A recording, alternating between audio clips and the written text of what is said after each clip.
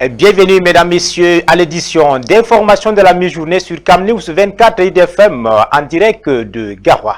Un seul titre, investir au Cameroun, une délégation économique parlementaire annoncée en France. Cette mission organisée par le réseau des parlementaires pour la diaspora, la coopération décentralisée et transfrontalière REPCOD a pour objectif de renforcer la contribution de la diaspora camerounaise au développement du pays. C'est tout pour les titres.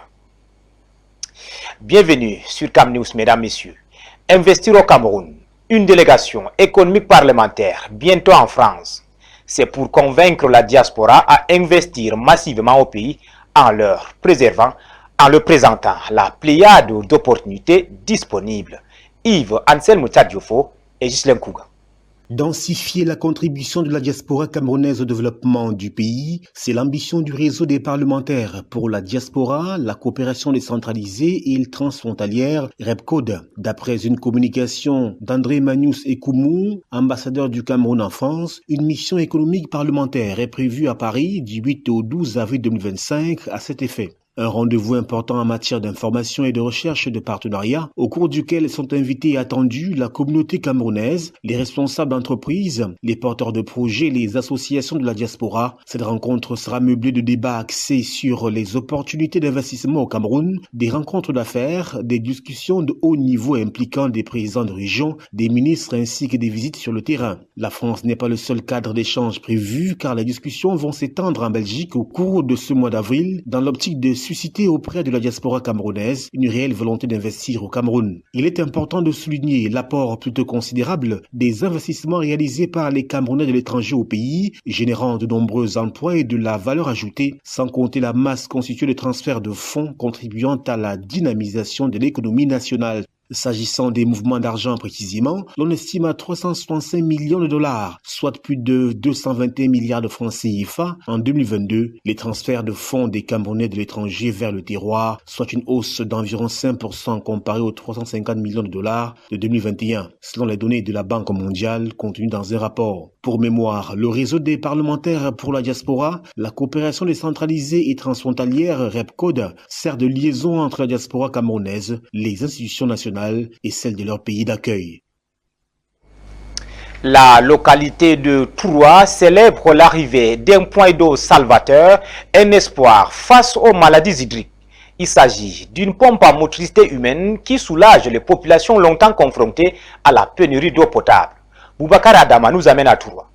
Bienvenue à Touroua, un arrondissement du département de la Benue situé dans la région du Nord, où nous assistons à un événement significatif qui va transformer le quotidien des habitants. Dans un geste de solidarité et d'engagement envers les populations locales, la sénatrice Didiatou Oumarou a inauguré une pompe à motricité humaine. Ce dispositif vise à améliorer l'accès à l'eau potable dans une région où cette précieuse ressource se fait rare. Les militants du Parti de la Flamme se sont mobilisés en grand nombre pour accueillir ces gestes salutaires. Leur enthousiasme témoigne d'un espoir renouvelé pour les conditions de vie plus dignes. Touroua est une zone habitée à moitié par des réfugiés nigérians confrontés à une réalité difficile. L'accès à l'eau potable est essentiel pour la santé et le bien-être des populations. Cette pompe représente ainsi une solution durable aux défis rencontrés par les habitants. Que l'eau, c'est la vie.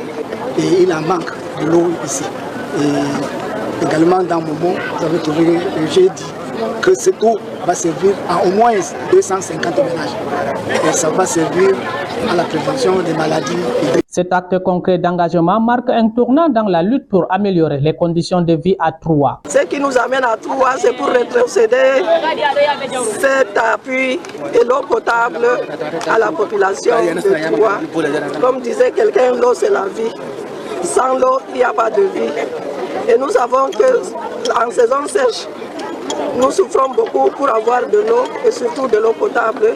Je crois que les femmes vont se reposer un peu pour éviter d'aller à des kilomètres chercher ces eaux précieuses. Cette initiative inspire d'autres projets visant à promouvoir le bien-être de communautés vulnérables. Fin de 4 décennies de vacances de pouvoir dans le village Begbi situé dans le Djaelobor, région du Sud.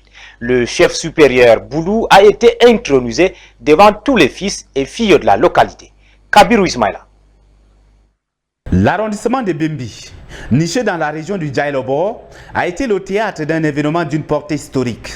L'intronisation du nouveau chef supérieur Boulou, mettant fin à une vacance de pouvoir qui durait depuis 42 ans. Les fils et filles de cette terre se sont rassemblés en nombre pour participer à cette cérémonie mémorable qui s'est déroulée à l'esplanade de la chefferie, récemment rénovée pour l'occasion. De lui, la cohésion sociale, l'unité de Bembis. Les populations se plaignaient d'être orphelines depuis 42 ans. Je crois que quand vous voyez le zèle et l'enthousiasme qui les caractérisent, elles se sentent aujourd'hui avec un père tant attendu et choisi par eux-mêmes, par la famille, choisi par les notables tels que la réglementation nous l'exige. Donc le Bembis est en joie et nous avec de savoir que ce chef tant attendu est aujourd'hui là. Nous avons procédé à son installation. Outre l'unité qui est son cheval de bataille, il est question de promouvoir le développement par la mise sur pied d'un comité de développement qui va intégrer effectivement, qui va fédérer toutes les forces vives de son unité à l'effet de pallier au manquement dû au fait qu'il n'y avait. La cérémonie empruntée de solennité a été présidée par le préfet Damien Ouono, en présence d'une assemblée de personnalités, des dignitaires religieux et chefs traditionnels. Dans son discours, le préfet a exhorté le nouveau chef, Sa Majesté Frédéric Mvoua, à œuvrer sans relâche pour l'unité des habitants de Bembi, en mettant l'accent sur des objectifs primordiaux, l'amélioration de l'hygiène et de la salubrité, la promotion du développement local, la mise en place des comités de vigilance. Les populations venues en masse ont été les témoins privilégiés de la transmission de pouvoir, patient d'Étienne Enundi Mvouma, qui a régné de 1908 à 1983. Après avoir accompli les rites traditionnels du peuple Ekan, le nouveau chef a exprimé avec gravité sa conscience des défis qui l'attendent et a dévoilé les grandes lignes de sa feuille de route. Déjà, nous avons restauré le palais. Maintenant, il faut restructurer la chefferie en organisant le gouvernement de la chefferie. C'est le rassemblement de tous les filles et fils de Bembis. Les habitants ont célébré avec ferveur cette nouvelle ère au sein des réjouissances populaires qui ont animé les quartiers. Reparlons de la célébration de la fête de Ramadan à Douala, où des milliers de fidèles musulmans sont sortis massivement pour implorer Allah, plus précisément à Bananjo, dans le premier arrondissement, avec Malik Paraïso.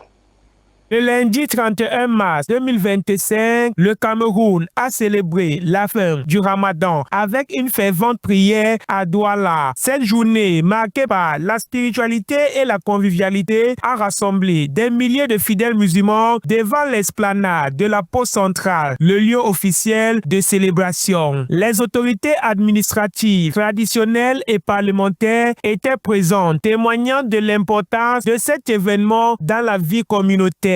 Parmi elles, on a noté l'arrivée du préfet et du gouverneur de la région, M. Samuel Ivara Dibois, ainsi que des figures importantes de la communauté musulmane de Douala. Le segment prononcé par son éminence, Cheikh Malik Farou, imam central de la ville de Douala, a été un moment fort. Il a rappelé aux fidèles l'importance de maintenir les bonnes pratiques acquises durant le mois de Ramadan. On a dit aux fidèles, c'est qu'il faut être toujours conforme au même comportement qu'on a pendant le Ramadan. On voit transparaître en nous des nobles caractères, qu'on continue les bonnes œuvres, l'adoration, le respect des ordonnances dans la bande après le mois de Ramadan. Parce qu'il y a beaucoup de dignitaires, que ce n'est que le mois de Ramadan où ils adorent Allah. En remerciant l'imam pour ce message éclairant, le gouverneur de la région a avoué sa satisfaction face à l'unité et à la ferveur des fidèles. Le grand imam nous a édifié une fois de plus pour dire que si on a passé du temps à prier pendant 30 jours et qu'on n'a pas changé de caractère, cela est inutile. Donc nous tenons à remercier ce serviteur d'Allah qui a ainsi pu décrypter la nécessité, pourquoi est-ce qu'il faut jeûner, et il nous donne le sens véritable de cela. À sport football, CAN U17 au Maroc, les Lionceaux font leur entrée par une défaite contre le jeune Burkinabé, 2 buts contre 1. Les champions du dernier tournoi UNIFAC sont derniers du groupe en attendant la réception de l'Égypte et de l'Afrique du Sud. Ali Jida et Michel Ateba nous font les détails. 20 buts inscrits lors des premières rencontres inaugurales de la compétition qui se dispute au Maroc. Le pays hôte détient la palme d'or sur le nombre de buts inscrits. 5 buts contre 0 infligés à l'Ouganda en ouverture. Il est suivi par la Zambie qui a écrasé la Tanzanie 4 buts à 1, puis l'Afrique du Sud, victorieuse 4 buts à 3 de l'Égypte. Les Lions indomptables U17, quant à eux, réalisent la plus courte défaite, 1 but contre 2 face au Burkina Faso. Les poulains de Alioum Seydou, champions de l'UNIFAC, ont réduit la marque après avoir été menés 2 buts à 0 à la première manche. La première journée s'achève mardi. Au menu, Sénégal-Gambie, Somalie-Tunisie, Mali-Angola et enfin Côte d'Ivoire RCA, le deuxième ambassadeur de la zone UNIFAC.